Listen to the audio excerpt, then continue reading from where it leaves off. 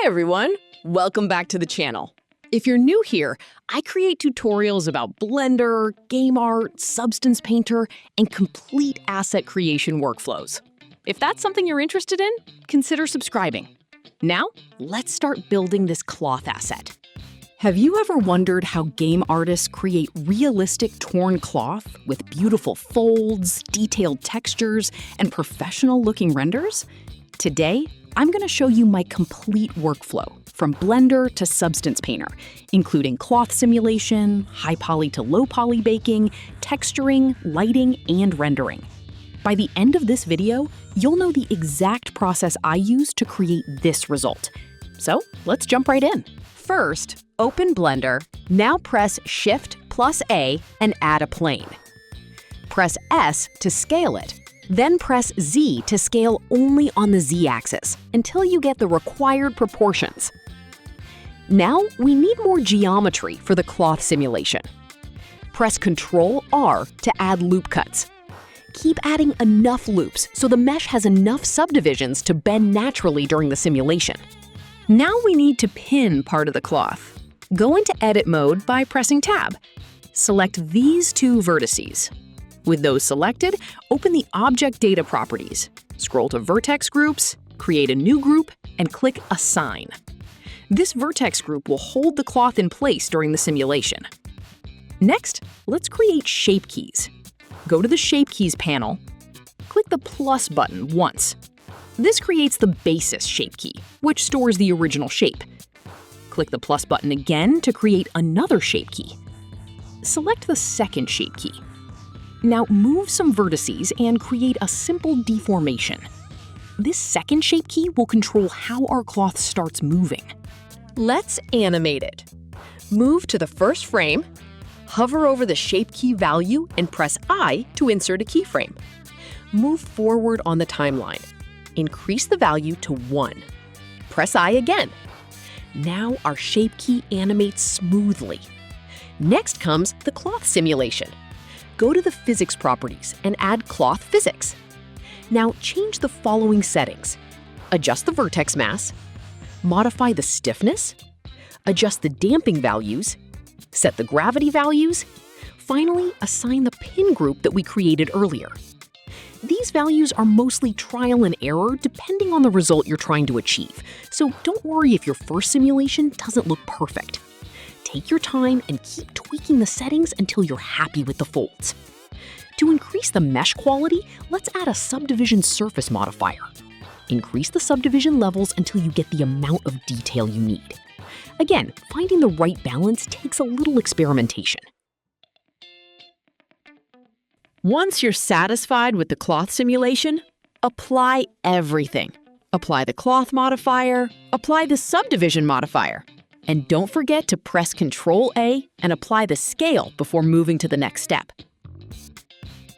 Here are all the values I use to achieve this final result.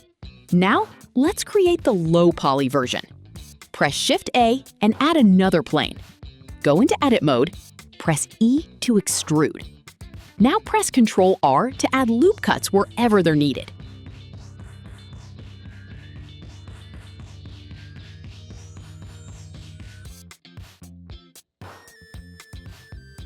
Next, add a shrink wrap modifier. Choose the simulated cloth as the target. Adjust the settings until the mesh wraps perfectly around the high poly cloth. If required, add a few more loop cuts using Ctrl+R.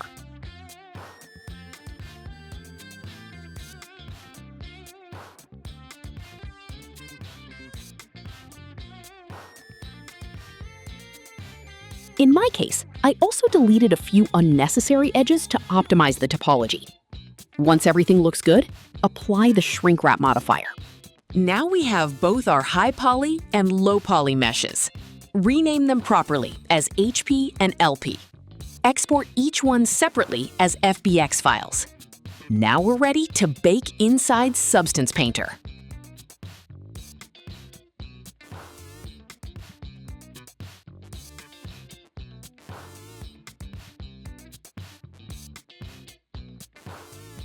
Open Substance Painter. Go to File, New. Select your low poly FBX. Now, Open the Bake Mesh Maps window. Enable High Poly Mesh. Load the High Poly FBX. Adjust the max frontal distance. Adjust the max rear distance.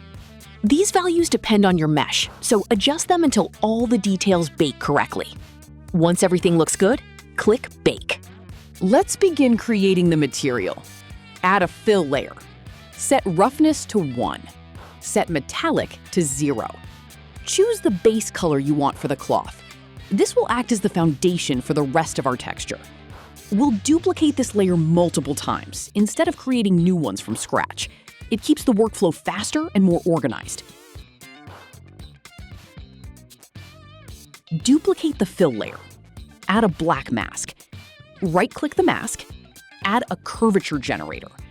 Adjust the settings until the edges begin catching the highlights nicely. Duplicate the layer again. Change the color. Keep the curvature generator. Adjust the values to create another variation. This helps break up the surface and adds more realism.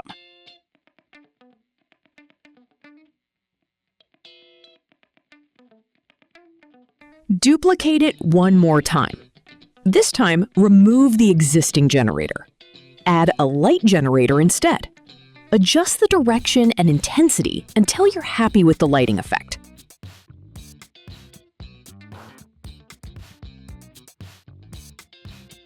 Duplicate this layer again. Change the color, invert the light generator. Adjust the settings. This creates a nice secondary lighting variation across the cloth.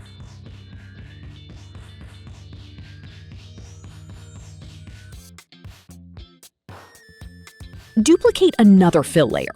Remove the existing generator. Add a position generator. Adjust the values until the gradient flows the way you want. This adds even more depth to the texture. Now, let's add some damage. Create another fill layer. Enable the opacity channel. Add a black mask. Right-click the mask. Choose Add Paint. Now, simply paint directly onto the cloth. Paint some holes. Paint some tears. Paint some worn-out areas. This gives the cloth a much more believable, aged appearance.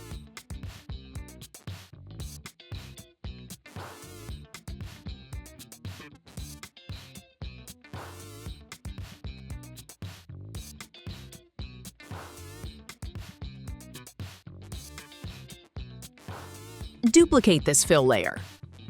Change the color. Add a light generator. Adjust the settings. Now add a blur filter to soften the effect.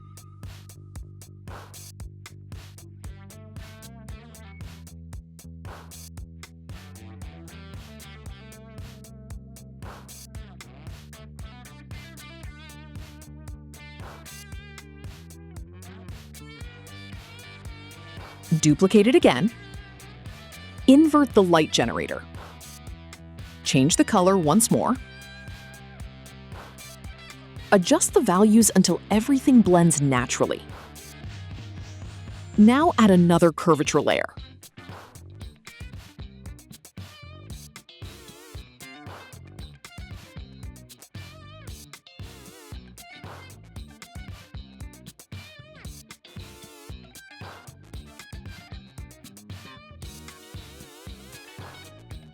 Then create another light layer.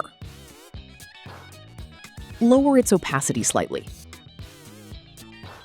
Small details like these really help the material feel richer. To stay organized, select all these layers. Press Ctrl-G to group them together.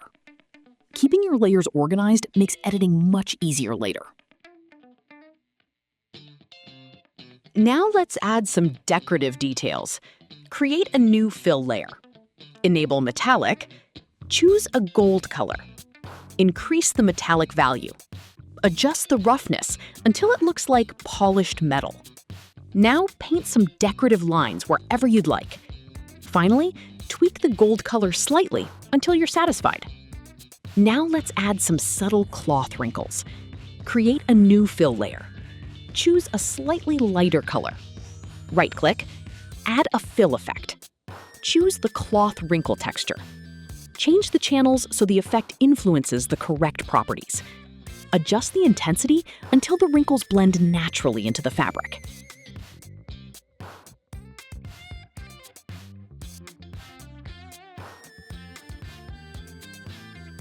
Duplicate this layer. Remove the previous effect. Add another fill effect. This time, I'm using a Dragon Alpha. Adjust the scale. Move its position until you're happy with the placement. Since we don't want the alpha repeating across the entire model, change the UV wrap mode from repeat to none. Now add some height information. Also add a little metallic value to make it stand out.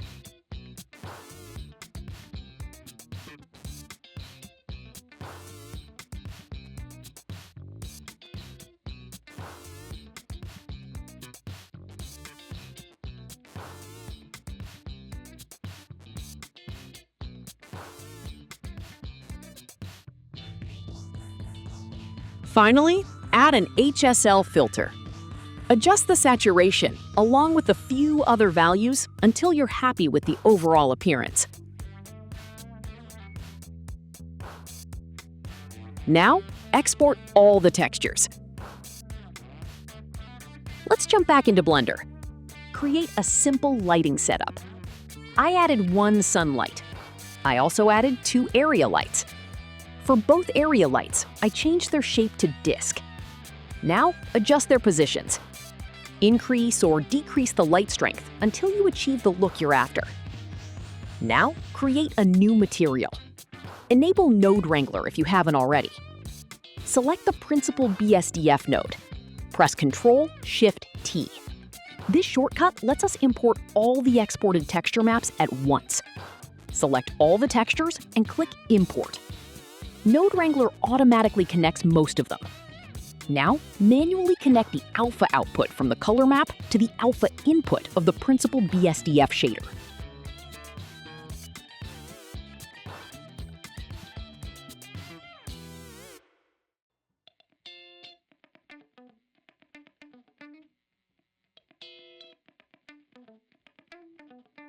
Now, add a camera. Adjust the framing. Move the camera until you find the best composition. Go back and fine-tune the lights if necessary. Sometimes even a small change in light power can completely transform the final render.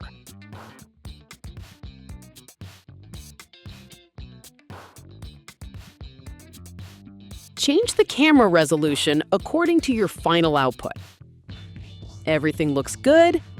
Let's render. Press F12. For this demonstration, I'm only rendering with 10 samples. This is just a quick test render. For your final render, you can increase the samples for much cleaner results. Now switch over to the compositing workspace. Enable Use Nodes. Add a color correction node. Adjust the saturation along with a few other color values until the render looks more vibrant.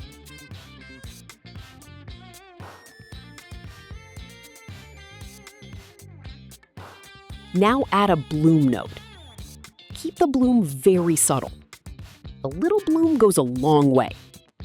And that's it for today's tutorial. We covered the entire workflow from Blender cloth simulation all the way to Substance Painter texturing, baking, lighting, rendering, and compositing. I hope this tutorial helped you learn something new. If it did, don't forget to leave a like, subscribe to the channel, and let me know in the comments what tutorial you'd like to see next. Thanks for watching, and I'll see you in the next one. Happy blending!